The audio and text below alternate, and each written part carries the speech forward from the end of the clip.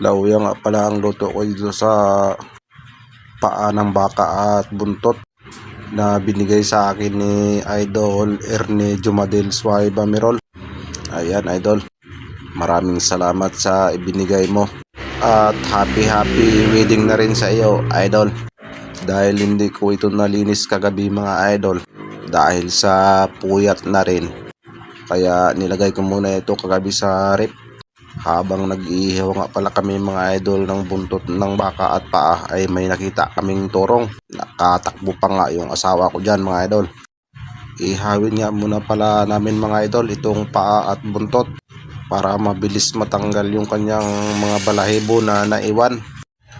Kasamang ko nga pala mga Idol dyan yung aking pamangkin sa paglilinis para mabilis matapos at para maluto na rin ito mga Idol. At nang makakain na dahil gutom na.